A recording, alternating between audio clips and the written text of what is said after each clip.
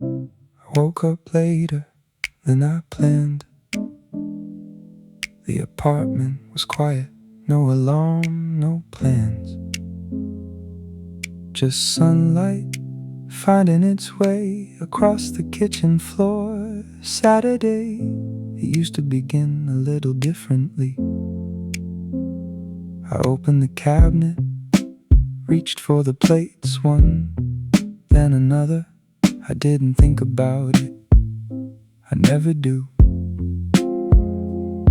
My hands still remember the mornings, my mind has already let go. I stood there, holding both of them, one in each hand. The room didn't change, but something inside me did. I put the second plate back on the shelf, slowly, like I was trying not to wake an old version of my life. The toast popped up, coffee filled the mug, everything smelled the way Saturday always had. Only the table looked different, one chair, one plate, one cup. It's strange how a kitchen can tell you the truth before you're ready to hear it. I sat down, the empty chair across from me didn't feel empty, it just wasn't needed anymore. Nobody leaves their chair behind. Life simply stops asking someone to sit there. I finished my breakfast, washed one plate, one fork, one cup. The sink had never been clean so quickly. For years I thought moving on would feel like a big decision. A long drive, a closed door, a final goodbye. Turns out sometimes it's just putting one plate back without saying a word. Next Saturday I'll probably do it again. Reach for two paws, put one back. Not because I forgot, because some habits don't disappear. When people do, they stay a little longer, waiting for your hands to catch up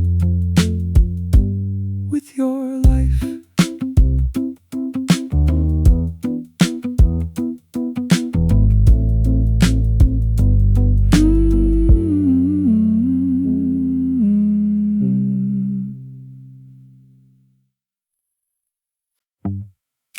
Saturday was always laundry day. It didn't matter how busy the week was. By noon, the washing machine was already running. I carried the basket into the laundry room, set it down, opened the lid. There was more room than I remembered. Not because I had fewer clothes, because yours weren't there anymore. I poured the detergent, closed the door, pressed start. The machine began to turn slow, steady. The same sound I'd heard hundreds of times, but that morning it felt quieter. Maybe it wasn't. Maybe the silence finally had somewhere to sit. Your old sweatshirt used to get mixed in with my shirts. Your socks always found their way into my pile. I complained, you'd laugh, and we'd fold everything while some old movie played in the background. I never thought I'd miss folding laundry. The machine kept spinning. I stood there a little longer than I needed to, watching clothes go around without expecting to see yours appear. Life changes in strange ways. Nobody tells you the hardest part won't be the goodbye. It'll be ordinary Saturdays that stop feeling ordinary. The timer beeped, I opened the door. Warm air filled the room. I picked up one t-shirt, then another. Mine. every piece belonged to me.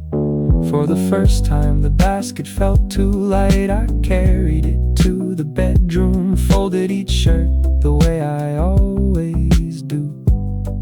Made one stack, not two, one drawer, not two. The closet closed a little easier. I wish that it felt like progress. Instead it just felt quieter. Before turning off the laundry room light, I looked back at the empty machine. It had finished its job, so had time. Some things don't disappear all at once. One Saturday, you simply notice there's nothing left to wash except your own. Every Saturday I drive to the same grocery store, same parking spot, same entrance, same shopping cart that pulls a little to the left.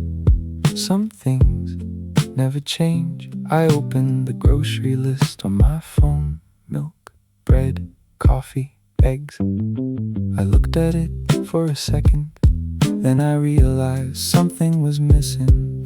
For years, without thinking, I'd write two yogurts, 2 sandwiches, 2 bottles of water, 2 frozen pizzas. Not because we always needed them, because there were always 2 of us. This morning every number had quietly disappeared. 1 loaf, 1 carton, 1 bowl of soup, 1 toothbrush, 1 everything. Nobody told me to change the list. One day my hands just stopped typing the number 2. I walked through the store like I always do.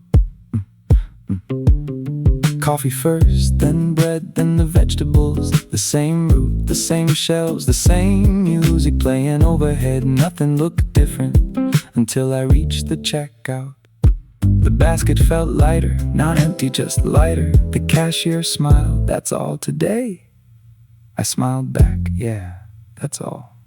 She wasn't asking about my life, only the groceries. But somehow the answer felt bigger than the question.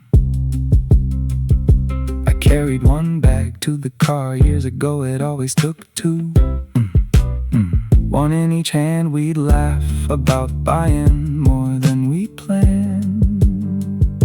Today everything fit in the passenger seat. The drive home was quiet. I unpacked the groceries. 1 plate, 1 bowl, 1 coffee mug.